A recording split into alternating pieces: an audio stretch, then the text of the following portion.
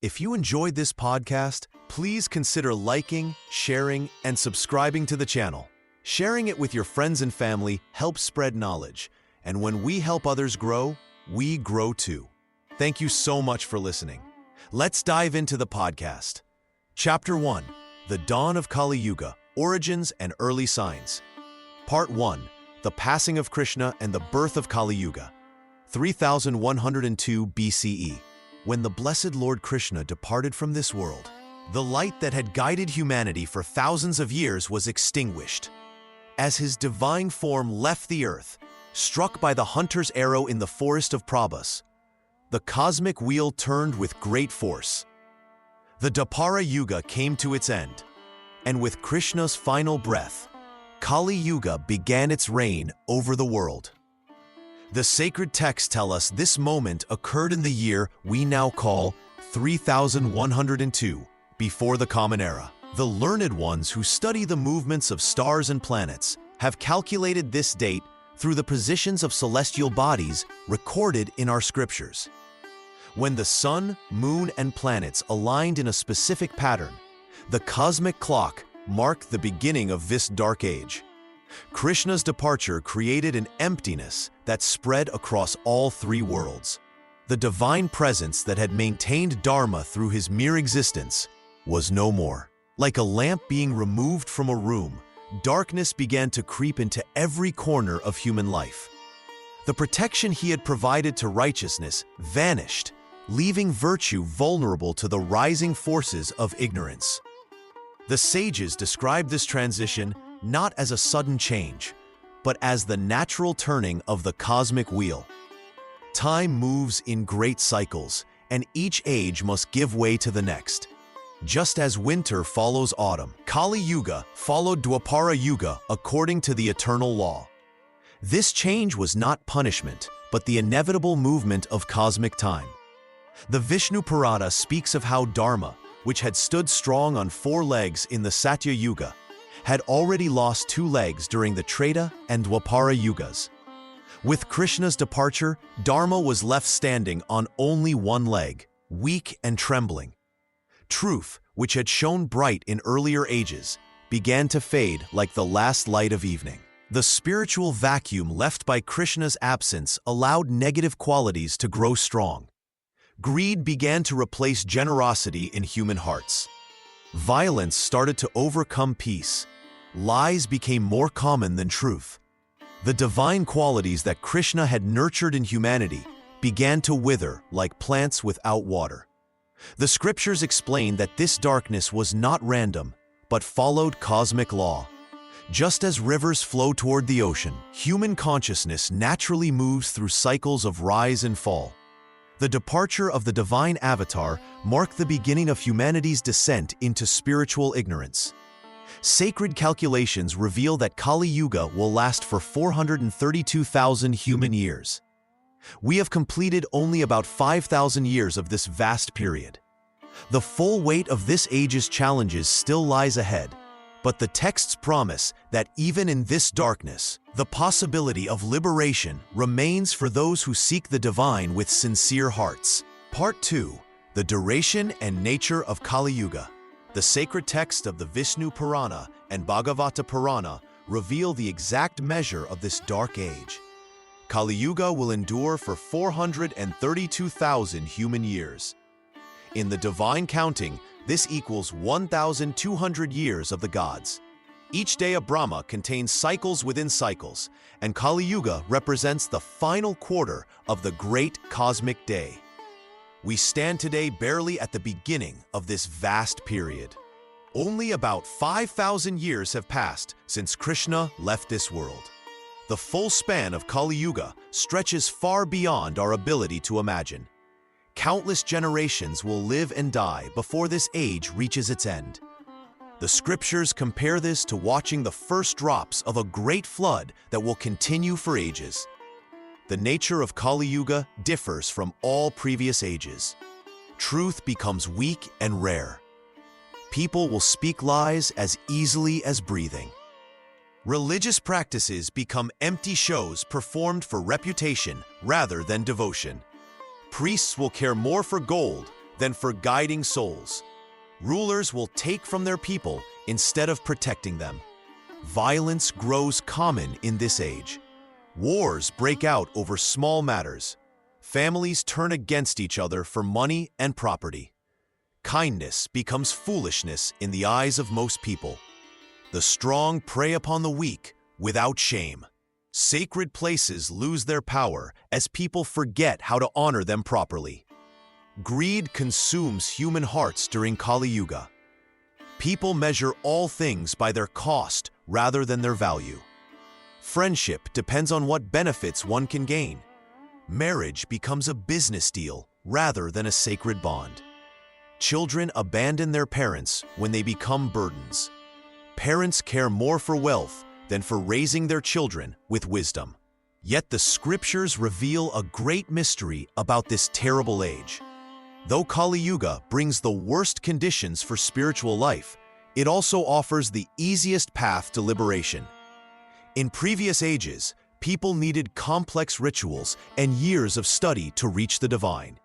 In Kali Yuga, simple devotion and calling the sacred names can grant the highest spiritual rewards. The Bhagavata Purana explains this gift clearly. In this age of darkness, even a small flame of sincere devotion shines brightly. The divine takes pity on souls struggling in such difficult times. Those who remember God with honest hearts, even briefly, receive great spiritual benefit. Different traditions offer varying views on these time calculations. Some teachers suggest that the ages move in smaller cycles within the larger pattern. Others propose that Kali Yuga's effects can be softened through collective spiritual practice. Certain texts hint that consciousness itself determines the age more than fixed time periods.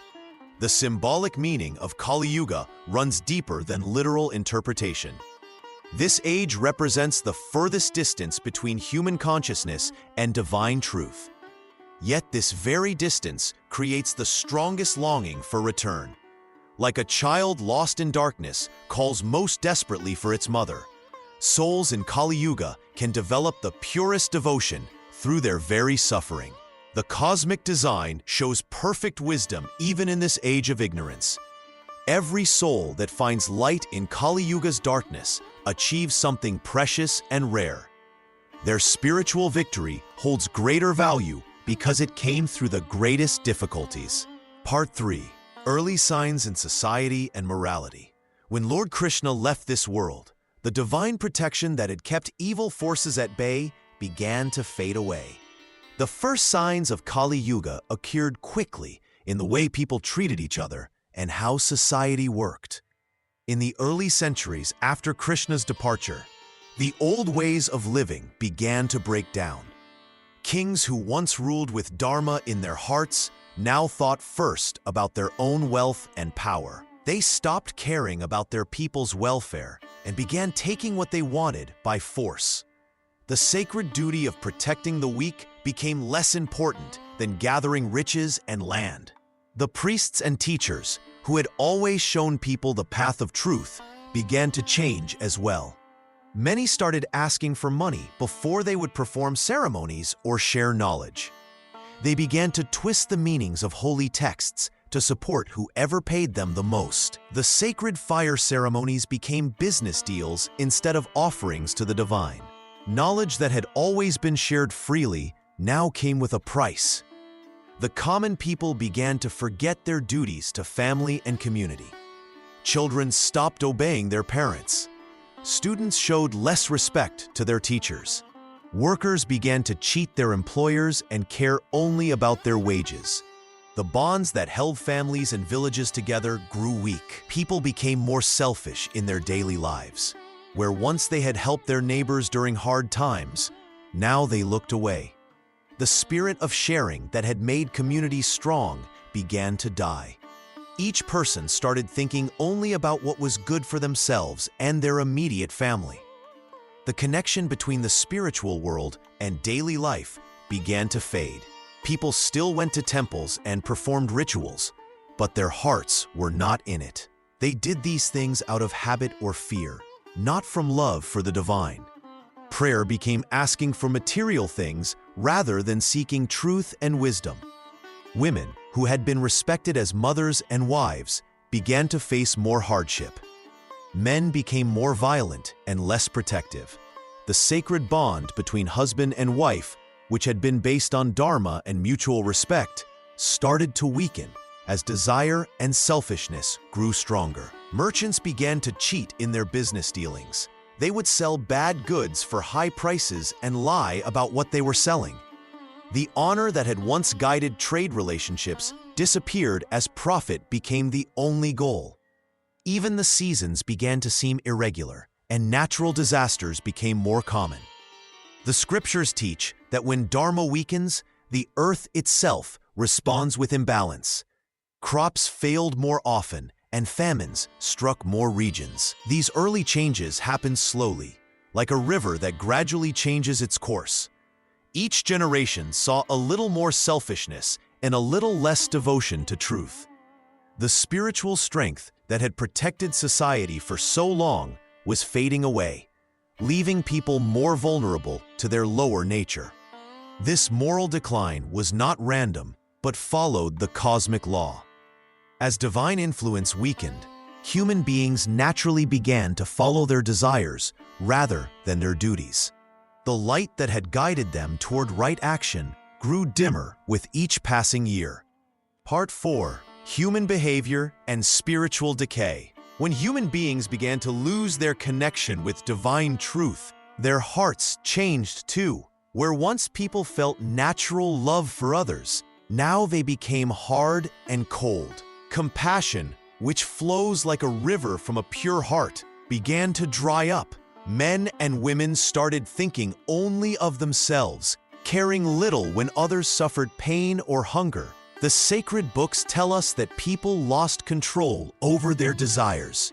Like a fire that spreads from house to house, lust grew stronger in their minds. What was once sacred between husband and wife became common and cheap. Young people stopped listening to the wisdom of their elders about proper conduct. The bonds that held families together grew weak as selfish desires took over pure love. Truth, which had always been precious like gold, became something people would sell for small gains. Lies flowed from their mouths as easily as water from a broken pot. They made promises they never planned to keep. They spoke sweet words to hide bitter thoughts. Even in temples and holy places, people began to speak falsely about God and spiritual matters. Pride filled their hearts where humility once lived. Rich people looked down on the poor with scorn. Those with little knowledge acted as if they were great scholars. Even those who knew nothing about spiritual life began teaching others, leading them down wrong paths, like a blind man guiding other blind men into a pit. Jealousy spread through communities like poison in a well. When one person gained wealth or happiness, neighbors felt pain instead of joy. Brothers fought over property. Friends became enemies over small matters. The spirit of sharing and helping each other faded away like morning mist. False teachers arose everywhere, twisting sacred knowledge for their own benefit. They promised easy paths to heaven while seeking gold and praise for themselves. They changed holy words to suit their desires. Simple people, hungry for spiritual guidance, followed these deceivers and moved further from truth. Children stopped honoring their parents and teachers. The respect that young people once showed to those who raised them disappeared. Old people, who carried wisdom from better times, found themselves ignored and forgotten.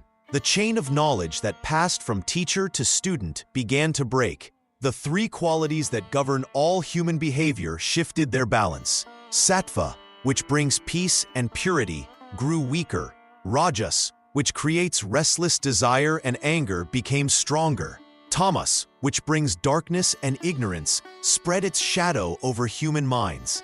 This change was not accident, but followed the cosmic law. As the age turned darker, human nature followed the same path, moving away from light toward shadow. Chapter 2. The Escalation of Darkness, Deepening Crisis in Kaliyuga. Part 1. Moral Collapse and Political Corruption.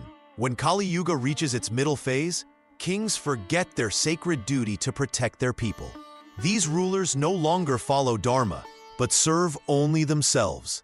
They take money from their subjects, but give nothing back. Their greed knows no bounds. In the beginning of time, kings were like fathers to their people. They protected the weak and punished the wicked. They collected taxes only to maintain order and help the poor. But as darkness grows stronger in Kali Yuga, rulers become demons in human form. The Bhagavata Purana tells us that in this age, kings will be like thieves. They will rob their own people through heavy taxes. The poor will cry under the burden, while the rich escape punishment by giving bribes. Justice will have a price tag that only wealthy men can afford. Courts that once served truth now serve gold. Judges sell their decisions to the highest bidder. The innocent suffer while criminals walk free if they have enough money. Law becomes a weapon in the hands of the powerful to crush those below them. Ministers and officials think only of filling their own pockets. They create new taxes every day. They take bribes for every service. They sell government positions to unworthy people. The treasury meant for public good becomes private wealth for corrupt leaders. Police and soldiers who should protect citizens instead trouble them. They demand money at every checkpoint. They take goods without payment. They harass honest traders and farmers. Fear spreads among common people who have no one to turn to for help. Regional stories from across the land tell of kings who forgot their duty. In the south, chronicles speak of rulers who taxed even funeral pyres. In the north, tales describe kings who sold water rights during droughts. In the west, legends tell of monarchs who demanded tribute from temples meant to feed the hungry. When rulers abandon virtue, their kingdoms crumble from within. Subjects lose respect for authority. They stop following laws because laws no longer serve justice. Rebellions begin in villages and spread to cities. Different regions fight each other as central power weakens. The sacred texts warn that such corruption creates perfect conditions for greater chaos. When people lose faith in their leaders, they lose faith in all order. Society breaks apart like a cloth eaten by moths. Each thread of trust snaps until nothing holds the fabric together. This political decay feeds every other form of darkness in Kali Yuga. Corrupt leaders cannot maintain Dharma in society because they have abandoned it themselves. Their bad example spreads like poison through every level of government. Officials copy their masters in seeking personal gain over public service. As rulers become more selfish, their subjects become more desperate. Honest people turn to dishonest means just to survive under oppressive taxation. Crime increases because legal ways of earning become impossible for many. The very foundation of civilized life shakes when those meant to uphold it become its worst enemies. Thus, political corruption serves as a great accelerator of all evils in this dark age. It prepares the ground for even greater calamities that will follow. Part 2. Natural and social disasters as harbingers. When the moral foundation of society crumbles and rulers turn to corruption, the very earth itself responds with great disturbance. The ancient texts teach us that the relationship between human conduct and natural order runs deep through all creation. When people abandon righteousness on a massive scale, nature begins to rebel against this disorder. The rains come at wrong times or fail to come at all. Summer heat arrives when cool weather should prevail. Winter cold strikes when warmth is needed. The seasons lose their proper rhythm and timing. Farmers cannot predict when to plant or harvest because nature no longer follows its ancient patterns. Monsoons that once brought life-giving water to the land become unreliable. Some regions receive too much rain and face terrible flooding. Other areas receive too little and suffer from drought. When the rains fail year after year, the soil becomes hard and barren. Crops wither and die before they can feed the people. Famine spreads across the land like a shadow of death. Grain stores become empty. Markets has no food to sell. The weak die first: children, elderly people, and those already sick. Families break apart as parents abandon children they cannot feed. People eat grass, bark, and anything they can find just to survive another day. With hunger comes disease. Bodies weakened by lack of food cannot fight off illness. Plagues sweep through cities and villages. What starts as sickness in one place soon spreads everywhere. Healers run out of medicines. The sick die in great numbers because there are not enough healthy people left to care for them. The earth itself shakes with great violence. Earthquakes destroy buildings and split the ground open.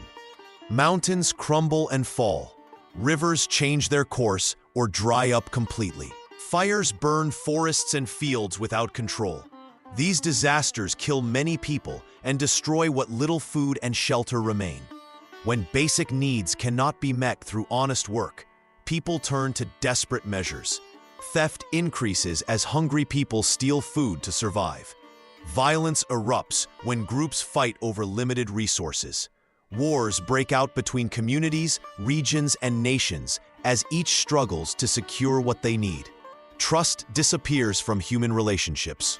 Neighbors suspect each other of hoarding food. Friends become enemies over scraps of bread.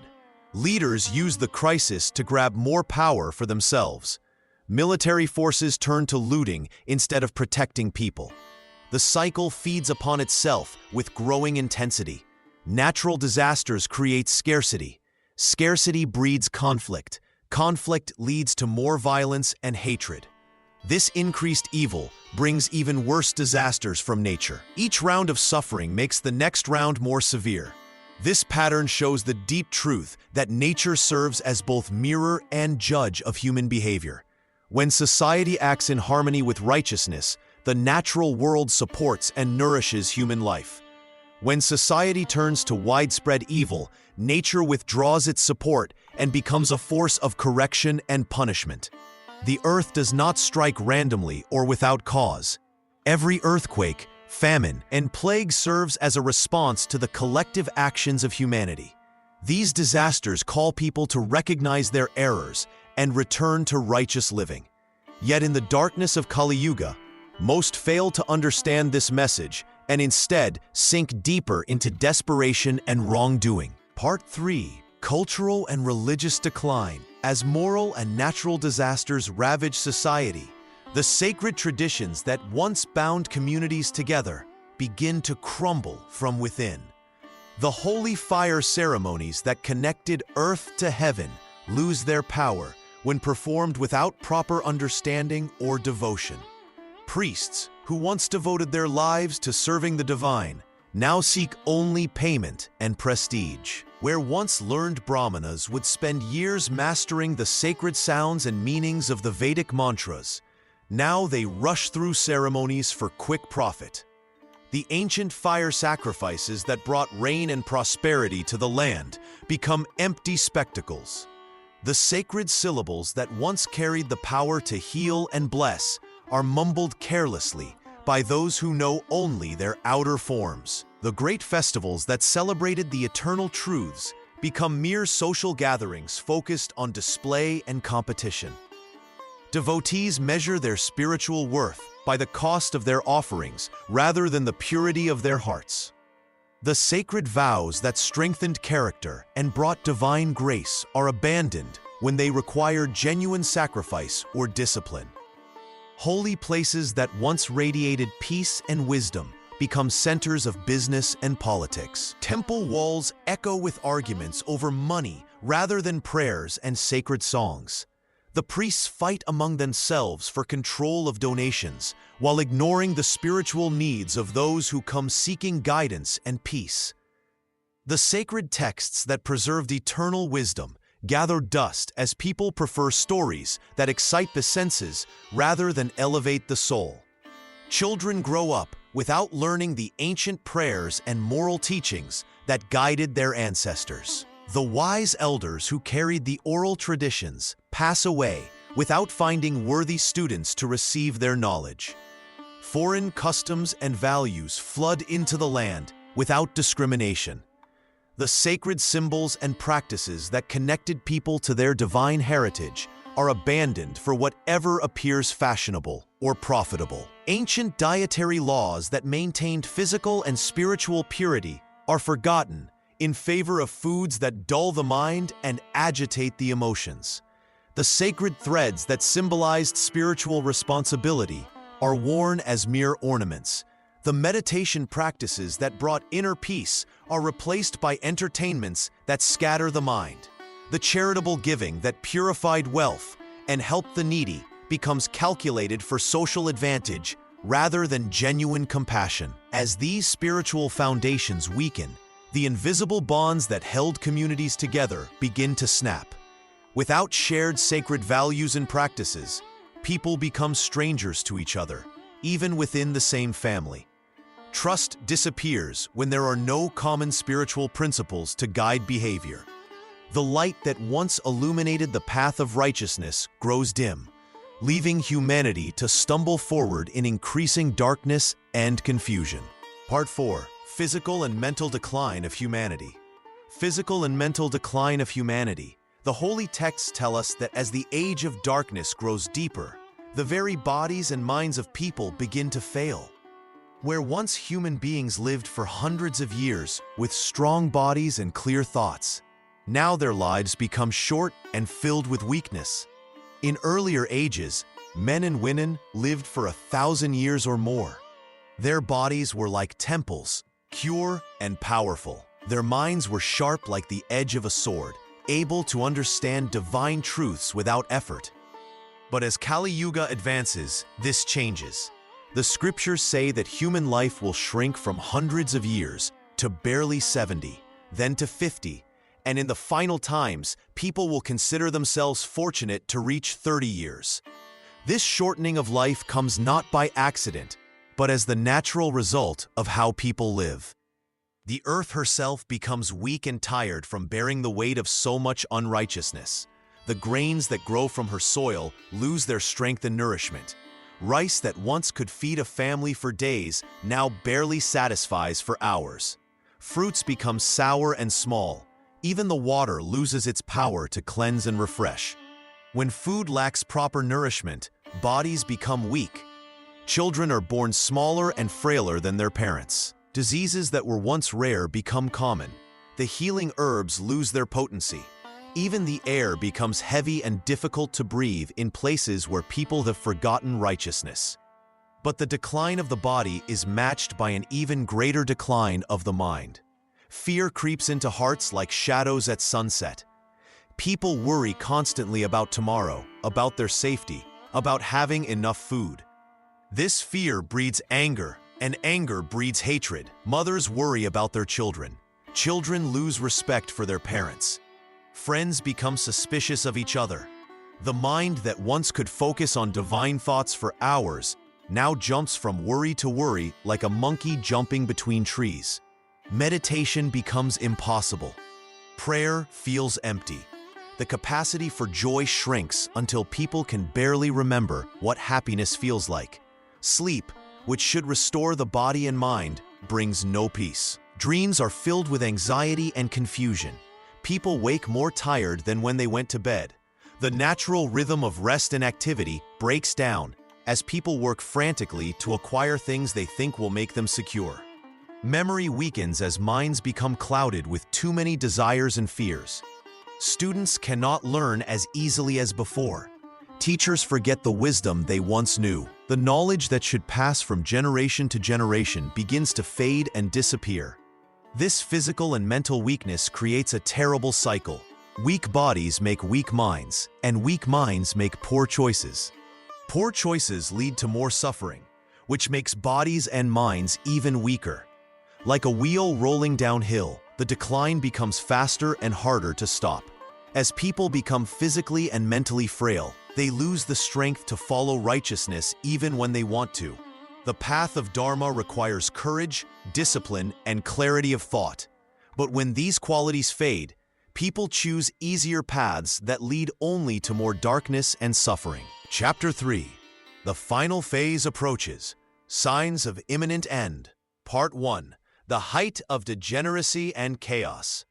When the final days of Kaliyuga arrive, the world will sink into complete darkness. All good qualities will disappear from human hearts. Truth will become lies, and lies will become truth. People will forget what is right and what is wrong. In these dark times, children will not respect their parents. Students will not honor their teachers. Wives will abandon their husbands for other men. Husbands will leave their families without care. Brothers will fight brothers over small things. Sisters will hate sisters with poison in their hearts. The sacred books tell us that women will lose all shame and virtue. They will speak harsh words and act without modesty. Men will become weak, like children. They will run from fights and speak with fear. Wisdom will leave their minds completely. The four castes that kept society in order will mix without purpose. Brahmins will forget their prayers and sell sacred knowledge for money. Kshatriyas will become thieves instead of protectors. Vaishyas will cheat in every trade. Shudras will try to rule over all others. People will eat meat from any animal. They will drink wine like water. Mothers will kill their own babies. Fathers will steal from their children. No one will keep promises or speak truth. In the temples, false priests will perform wrong rituals for payment. They will eat the food meant for the gods. Sacred places will become houses for criminals and outcasts. The earth itself will become sick from all this evil. Rivers will dry up or flow with poison. Trees will give bitter fruit or no fruit at all. The seasons will come at wrong times. Rain will fall when it should not, and drought will come when crops need water. Kings and rulers will become the worst criminals. They will take everything from their people through heavy taxes. They will kill innocent persons for pleasure. Justice will die completely. Courts will favor only those who pay bribes. Money will become the only god people worship. The rich will do any evil thing to get more wealth. The poor will kill for even one coin. Friendship will exist only between those who can give each other benefits. These conditions grow worse because each generation learns evil from the one before. Like a fire that spreads through dry grass, unrighteousness passes from father to son, from teacher to student, from ruler to citizen. The weight of all this accumulated sin becomes so heavy that the earth herself cries out for relief. The scriptures compare this time to pralaya, the great destruction that cleans the world. Just as a dirty pot must be scrubbed completely clean before pure milk can be stored in it, the earth must be purified completely before the golden age can begin again. When Dharma disappears entirely and Adharma rules everything, the divine forces of the universe prepare for intervention. The cosmic balance demands correction. What has become completely dark must be made light again. Part 2. Astrological Alignments and Cosmic Disturbances. When moral order crumbles completely, the very stars in the sky begin to move strangely. The ancient texts tell us that before Kali Yuga ends, the heavens themselves will show signs of the coming change. These are not accidents or mere coincidences. The movements of planets and stars are connected to the moral condition of the earth below. The scriptures speak of a time when the sun, moon, and Jupiter will come together in the constellation called Pushya. This rare joining of celestial bodies happens only after long periods. When this occurs, wise men understand that great changes approach the world. The planet Jupiter, known as Guru or Brihaspati, brings wisdom and righteousness. When it aligns with the sun and moon in Pushya, it signals that divine knowledge will soon return to Earth. During these final days, eclipses will happen more often than usual. The moon will be covered in darkness repeatedly, and the sun will be blocked from view. These eclipses are not simply natural events. They are signs that the cosmic order is preparing for transformation. When the moon turns red during eclipse, it resembles blood in the sky. The ancients understood this as the earth crying out for purification. The texts describe even stranger sights in the heavens. Multiple suns will appear to rise in the sky simultaneously. Some scholars say this means actual celestial bodies will be visible together. Others believe it speaks of the blazing light of divine intervention that will be so bright it seems like many suns. Either way, the meaning remains clear.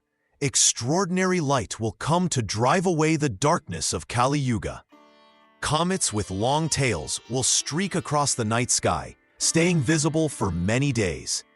These wandering stars have always been seen as messengers of great change. Their appearance signals that the old order is about to pass away. The bright trails they leave behind point toward the coming of new light. The stars themselves will seem to fall from their places. Meteors will shower the Earth more frequently than ever before. What people see as falling stars are actually signs that the fixed order of Kaliyuga is breaking apart. When even the eternal stars appear to move from their positions, it shows that nothing of the corrupt age will remain unchanged. Ancient wisdom traditions from many lands speak of similar signs in their prophecies. The Norse speak of wolves chasing the sun and moon across the sky. The Mayans calculated the end of their great cycle based on planetary movements.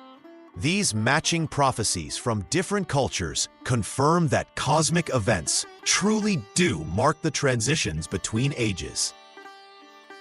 The planetary movements serve as a great clock in the sky, counting down the final moments of the Dark Age.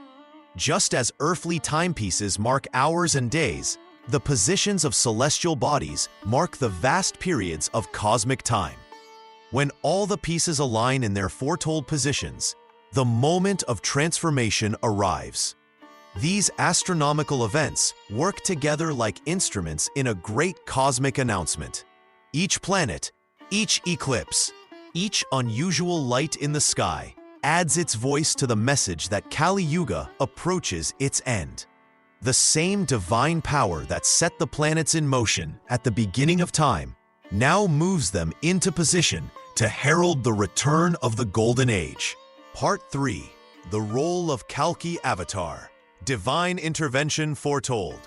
When Dharma weakens beyond repair and Adharma rules the earth, the Supreme Lord appears as Kalki, the 10th avatar of Vishnu. This divine manifestation comes at the end of Kali Yuga, when all virtue has vanished from the world. The sacred texts tell us that Kalki will be born in the village of Shambhala to a Brahmin named Vishnu Yashas. His birth will occur when the moon is in Pushya constellation and Jupiter is in its own house. At that time, the earth will be filled with mlechas and those who abandon their duties. Kalki will appear as a mighty warrior, tall and beautiful, with the power of 8 elephants. He will ride the swift horse Devadatta, whose speed surpasses the wind. In his hands, he will carry a blazing sword that cuts through all evil. His very presence will strike fear into the hearts of the wicked. The Lord will travel across the earth on his celestial horse, moving faster than thought itself. Wherever he goes, he will destroy those kings and rulers who have abandoned righteousness. These corrupt leaders will fall like trees in a great storm. Their armies will scatter like leaves before the wind. Kalki will not spare any who practice deceit, violence, and cruelty. The false teachers who mislead people will perish. Those who steal, lie, and harm others will meet their end. The earth will tremble under the hooves of his horse as he cleanses it of all impurity. This divine intervention comes not from anger, but from mercy. Just as a gardener removes weeds so good plants can grow, Kalki removes evil so good can flourish again. The earth cries out for this cleansing, having suffered under the weight of sin for countless years. The texts make clear that this destruction serves a higher purpose. When Adharma becomes complete and no good remains in human hearts, only divine action can restore balance. Kalki appears as the answer to the earth's prayers, the light that ends the darkness of Kaliyuga. His mission extends beyond punishment to preparation. By removing all traces of corruption, he prepares the world for the return of the Golden Age. The earth must be purified completely before Satya Yuga can begin anew. This divine plan was set in motion at the beginning of creation. The same power that established the cycle of yugas also provides for their completion and renewal. Kalki represents the inevitable return of righteousness when all seems lost. Part 4. The Great Final Battle and Purification. The earth trembles as the time arrives for the great battle that will end all battles. Kalki, mounted on his white horse Devadatta, raises his blazing sword toward the heavens. The light from this divine weapon cuts through the darkness that has covered the world for so long. From all directions, the corrupt rulers gather their armies. Kings who have stolen from their people, ministers who have sold justice for gold, and leaders who have turned truth into lies march together. They bring with them countless soldiers who have forgotten their duty and priests who have abandoned their sacred vows. The sight is terrible to behold. Millions of warriors fill the battlefield, their weapons glinting in the strange light that now fills the sky. These are men who have lived by violence and greed, who have made suffering their trade. They believe their numbers will protect them, but they do not understand the power they face. Kalki speaks no words of anger or hatred. His face shows the calm of absolute justice. Behind him stand the Devas, the divine beings who have waited long for this moment. The wind itself seems to hold its breath as the final confrontation begins. The battle erupts with the fury of 1,000 storms. Kalki's sword moves like lightning, and wherever it strikes, the forces of corruption fall. His divine weapons appear without limit. Arrows of pure light pierce through the darkness. The sound of his conch shell echoes across the world, and even mountains shake at its call. The corrupt armies fight with desperate fear, knowing their end has come. But their earthly weapons cannot touch the divine form of Kalki. Their arrows turn to dust before reaching him. Their swords break like brittle wood against his armor of righteousness. Rivers of fire flow across the battlefield. The very earth opens to swallow those who have poisoned it with their crimes. The sky rains down celestial weapons that destroy only the wicked, leaving the innocent untouched. This is not mere war, but the purification of creation itself. Kings who have ruled through cruelty perish in moments. Merchants who have cheated the poor are consumed by divine flames. False teachers who have led people away from truth are struck down by heavenly thunder. None who have chosen evil can escape the cleansing that must come. As the battle reaches its peak, the entire world witnesses miracles. The sun shines brighter than ever before. The waters of all rivers run clear and pure. Flowers bloom on trees that had been withered by the pollution of Kaliyuga. The earth itself celebrates its coming freedom.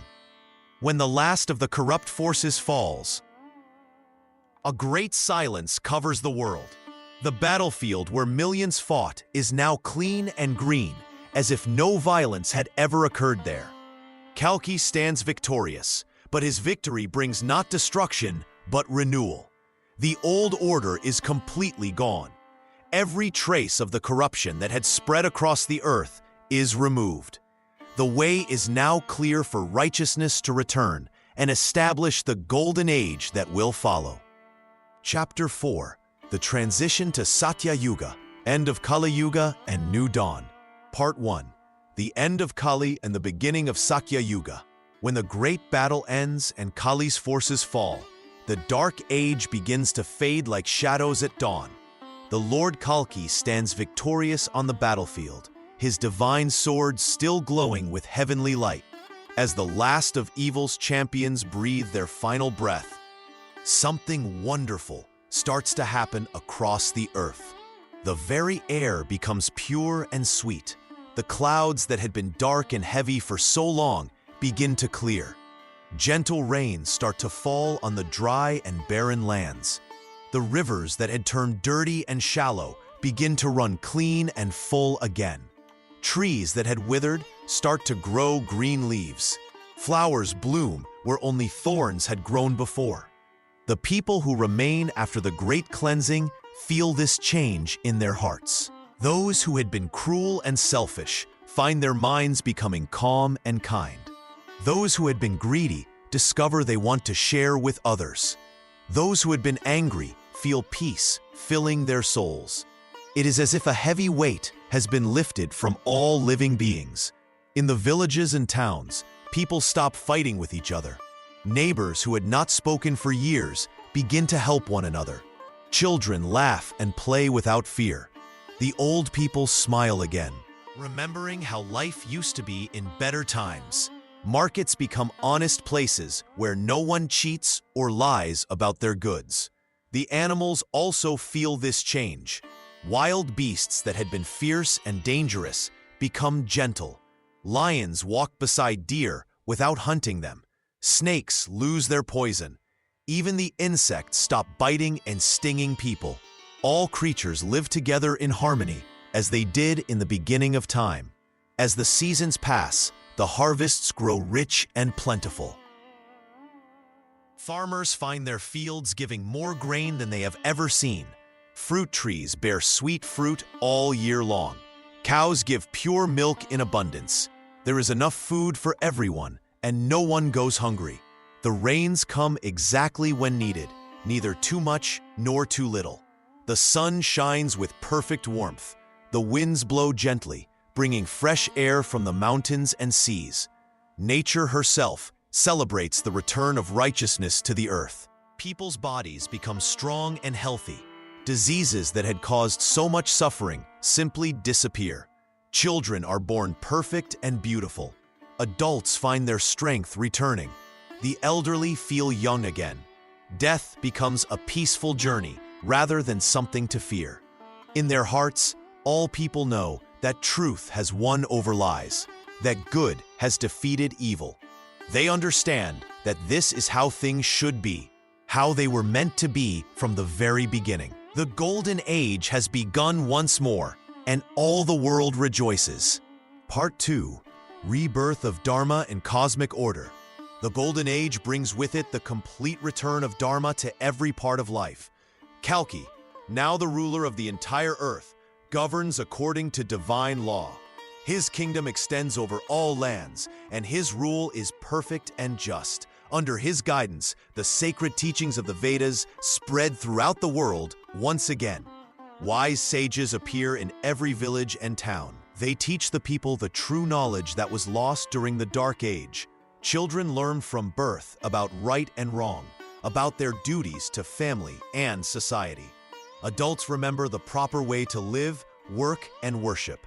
The elderly share their wisdom freely, and all generations live in harmony. The rulers who serve under Kalki are pure in heart and mind. They care only for the welfare of their people. No one takes bribes or speaks lies in the courts. Justice flows like a clear river, reaching everyone equally. The strong protect the weak instead of harming them. The rich share with the poor instead of ignoring them. Animals roam freely without fear of humans. Wild creatures and domestic ones live peacefully together. Cows give milk abundantly, and horses run with strength and joy. Birds fill the sky with beautiful songs. Fish swim in clean rivers and lakes. Even the lions and tigers cause no harm to other creatures. All living beings exist in perfect balance. The earth herself becomes fertile and generous. Rain falls at the right time and in the right amounts. Crops grow tall and healthy without hard labor. Fruit trees bear sweet fruit all year long. Flowers bloom everywhere, filling the air with pleasant scents. Rivers run clear and pure. Mountains stand strong and beautiful. Forests provide everything people need without being destroyed. People worship the gods with pure hearts. Temples are built in every place, and prayers rise to heaven day and night. Festivals celebrate the glory of the divine with joy and devotion. Sacred fires burn continuously, purifying the air and blessing all who come near. The sound of holy chants fills the land from sunrise to sunset. The connection between earth and heaven is restored. Divine beings visit the human world openly. Sages speak directly with gods and goddesses. Miracles happen naturally as part of daily life. The boundaries between the physical and spiritual worlds become thin and clear.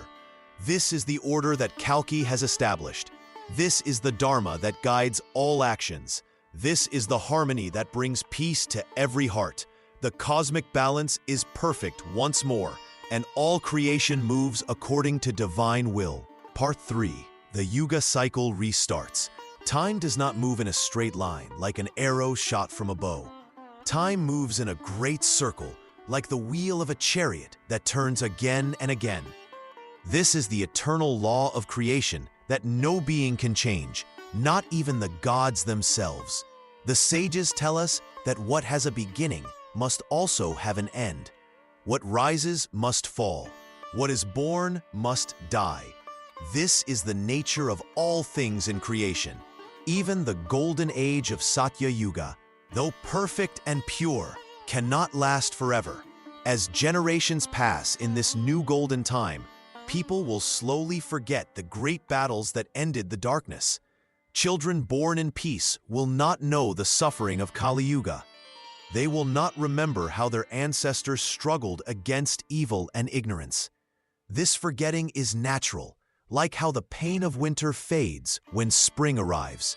Slowly, very slowly, over thousands and thousands of years, small changes will begin. People will start to think more about themselves and less about others. They will want more things than they need. Truth will still be important, but sometimes they will bend it slightly for their own benefit.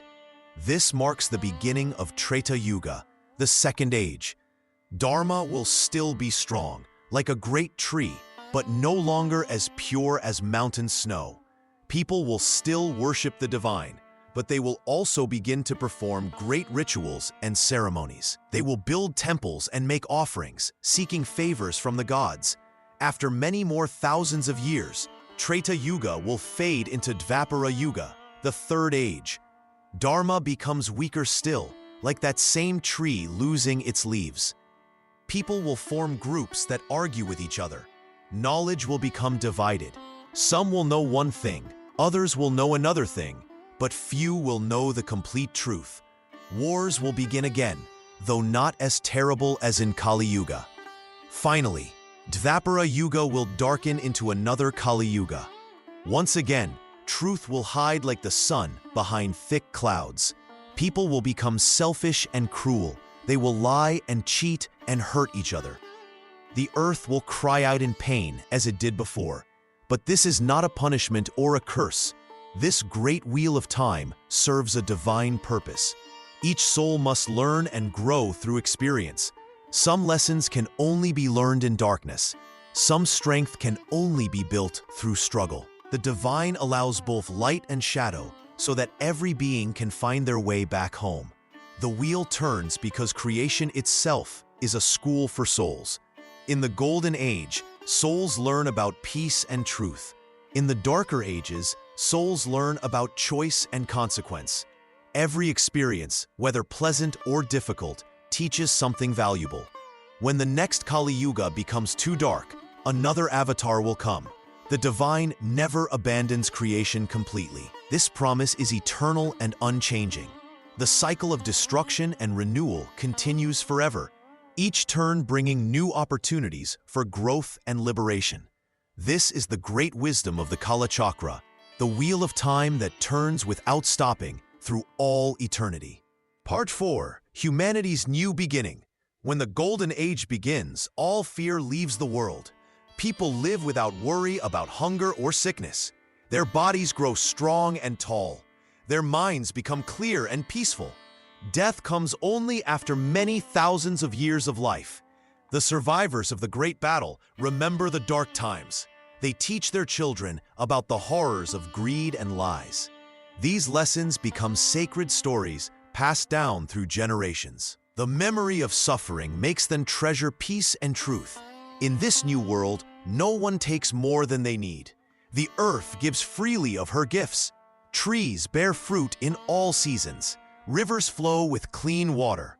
The air smells sweet with flowers. Animals and humans live together without fear. People speak only truth. When someone makes a promise, they keep it. When they say they will help, they do. Lies become impossible to speak. The very words turn to ash in the mouth of anyone who tries to deceive. Children learn about God from their first breath. Prayer and meditation happen as naturally as eating and sleeping. Every person knows their purpose in life. They serve that purpose with joy and dedication. Kings rule with wisdom and compassion. They see themselves as servants of the people, not masters. Laws become simple because everyone naturally does what is right. Courts have no business because disputes never arise. The caste system exists, but without pain or inequality. Everyone respects each person's work as sacred service. The street cleaner receives the same honor as the priest. Each role supports the whole, like parts of one body. Marriages last forever because people choose partners with pure hearts. Families live in harmony across many generations. Children honor their parents. Parents guide their children with gentle wisdom. Elders share their knowledge freely. Disease disappears from the world. Bodies stay young and strong for centuries. When death finally comes, it arrives like gentle sleep after a long, satisfying day. Souls leave their bodies with gratitude and peace. Knowledge flows like water to thirsty ground. People understand the deepest mysteries without struggle. Science and spirituality work together as one. Every discovery brings them closer to God, not further away. Art and music express only beauty and truth. Stories inspire virtue and courage. Buildings rise in perfect harmony with nature. Everything created serves both practical need and spiritual growth. The memory of Kaliyuga serves as a warning and a guide. People know that pride leads to fall. They remember that forgetting God brings darkness. This knowledge helps them guard against the seeds of future decline. But for now, in these blessed times, humanity tastes the sweetness of life as it was meant to be. They live as children of light, walking always in the presence of the divine. Chapter 5. Interpretations, Timelines, and Prophetic Debates. Part 1. Scriptural Timelines versus Modern Interpretations. The ancient texts speak of time in ways that create great confusion among those who study them. The Puranas tell us that Kali Yuga shall last for 432,000 years. This number comes from the sacred calculations passed down through generations of wise men. When we count from the day Lord Krishna left this earth, which happened 5,000 years ago, we find that Kali Yuga has barely begun. According to these traditional calculations, we must wait 427,000 more years before Satya Yuga returns. But other voices speak differently. The Bhavishya Malika and similar prophetic texts suggest that great changes come soon. Some learned men say the shift will happen between the years 2025 and 2030. This creates a gap of hundreds of thousands of years between the two views. The question arises about the nature of these years themselves. Are they earthly years as we count them, or do they represent something else? Some scholars believe the numbers are symbolic rather than literal. They say that one divine year equals 360 human years. Others suggest that these vast periods represent states of consciousness rather than time itself. The astronomical cycles also bring their own testimony. The movement of stars and planets creates patterns that repeat over long periods. Some connect these patterns to the rise and fall of the ages. The position of our solar system within the galaxy may influence the spiritual condition of humanity. Those who support the near-term transition point to specific signs. They observe the rapid decline in moral values, the destruction of nature, and the increase in wars and conflicts. They say these match exactly what the scriptures describe for the end of Kaliyuga. The traditional scholars respond that such conditions have appeared many times throughout history. They argue that we see only the beginning stages of Kaliyuga's darkness. They warn against the desire to see the end of difficult times too quickly. Between these two positions lies a middle path. Some teachers suggest that within the great Kaliyuga, smaller cycles exist. These mini-cycles can bring periods of light and darkness, hope and despair. Perhaps what we experience now is one such smaller transition rather than the end of the entire age. The truth remains that different methods of calculation produce vastly different results. Divine time and human time may not follow the same rules. What seems like an eternity to us might be but a moment in cosmic terms. Both views carry important messages. The traditional timeline reminds us that spiritual work requires patience and long-term dedication. The modern interpretation encourages us to prepare for transformation and to recognize the urgency of our current situation. Part 2. Scholarly Analyses of Kaliyuga's End Signs. The ancient texts speak with clear voice about the signs that mark Kaliyuga's final days. These signs appear before our eyes in this present time. Yet wise men debate whether what we see truly signals the end or merely repeats the sorrows that have come before. The Puranas tell us that when the age grows old, the earth itself will cry out in pain. Rivers will run poison where once they flowed pure. The air will burn the lungs of all who breathe. Mountains will crumble and seas will swallow the land. Today we witness forests dying, waters turning black with waste, and the very breath of sky growing thick with harm. The earth shakes more often now, and storms rage with greater fury than our fathers knew. Yet learned men remind us that floods and famines have always visited mankind. Plagues have swept across nations in every age. Cities have fallen to earthquake and fire since time began. They ask whether our present troubles truly differ from those that came before, or whether each generation believes its suffering marks the end of days. The scriptures warn that in Kaliyuga's last phase, truth will become rare as precious gems. Men will lie without shame. Women will abandon their families for pleasure. Children will show no respect for parents or teachers. Kings will steal from their subjects instead of protecting them. Holy men will preach falsely for gold and fame. We see these things now in abundance. Leaders break promises as easily as dry sticks. Sacred marriages end over small disputes. Young people mock wisdom and chase only material gain.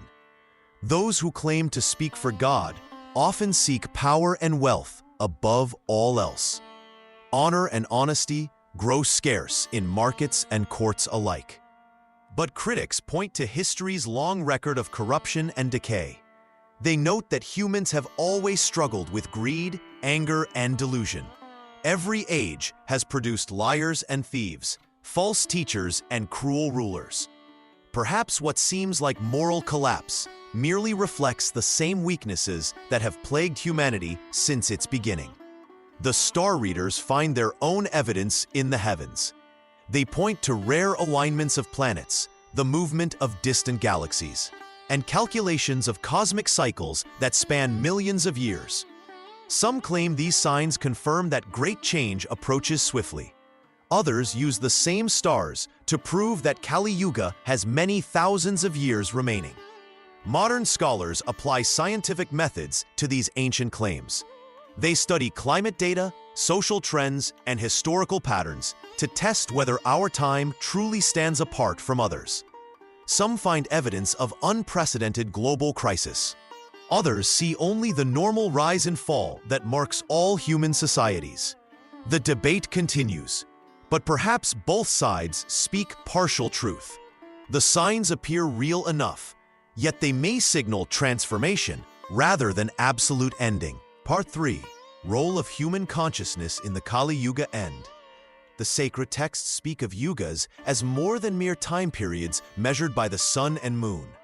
They teach that the ages of the world depend greatly upon the thoughts and hearts of those who live within them. When many people turn their minds toward truth and righteousness, even the darkest age begins to brighten.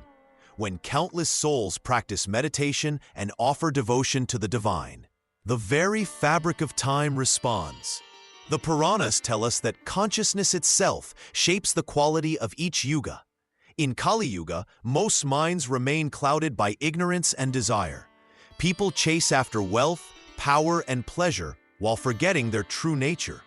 Yet even in this dark age, those who remember the divine create pockets of light.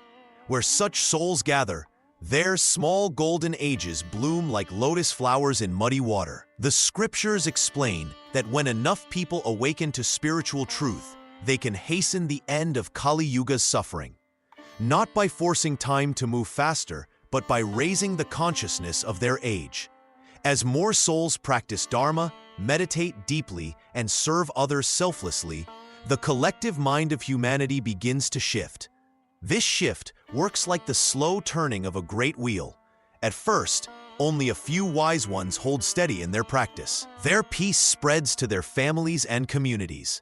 Children grow up with clearer minds.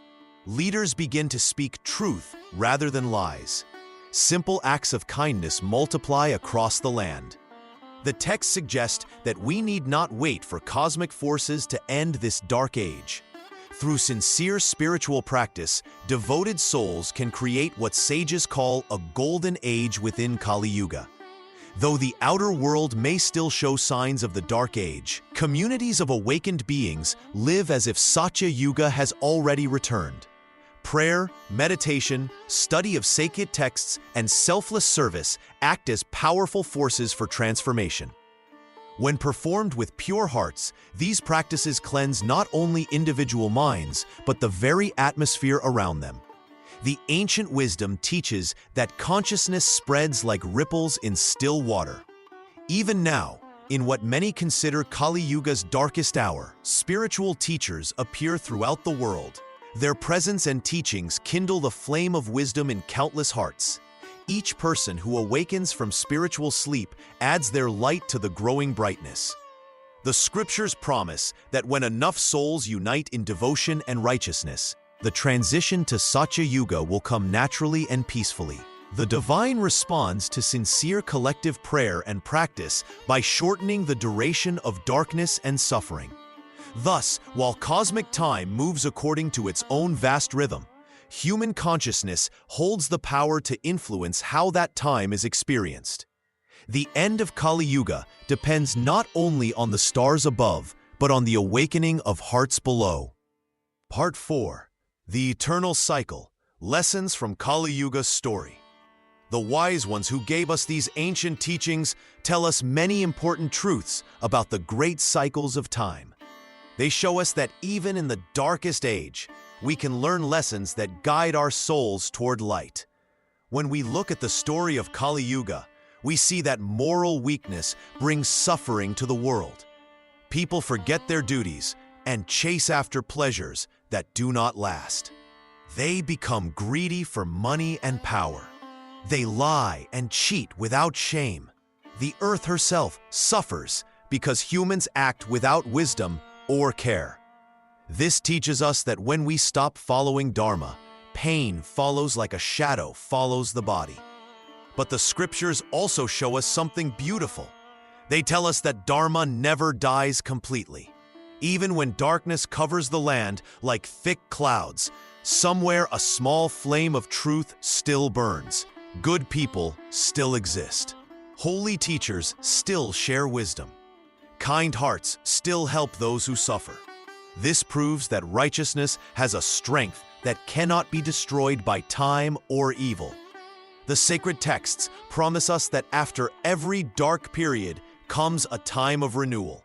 Just as winter always gives way to spring, Kali Yuga will end and Satya Yuga will begin. The earth will become pure again. People will live in peace and follow truth naturally. This cycle has happened before and will happen again, without end. The most important teaching is about our own responsibility. While the great cycles of time move according to divine will, each person can choose their own path. We cannot stop the cosmic wheel from turning, but we can decide whether to walk in darkness or light during our lifetime. The soul that seeks God will find peace even in troubled times. The scriptures tell us that meditation, prayer, and righteous living create protective power around us. When we remember the divine name, we connect with eternal truth that exists beyond all cycles. When we serve others with love, we participate in the work of maintaining Dharma in the world. When we study holy teachings, we keep the flame of wisdom burning for future generations. Each person who chooses the spiritual path adds strength to the forces of light. The texts say that God measures not just years and seasons, but also the sincere efforts of devoted hearts. A single soul that truly surrenders to divine will can influence the destiny of many others. This is why individual spiritual practice matters so much in the grand design of cosmic time. The story of Kaliyuga teaches us patience and hope. It shows us that temporary conditions do not touch our eternal nature. Whether we live in golden ages or dark ages, our task remains the same: to remember our true identity as souls connected to the supreme source of all existence.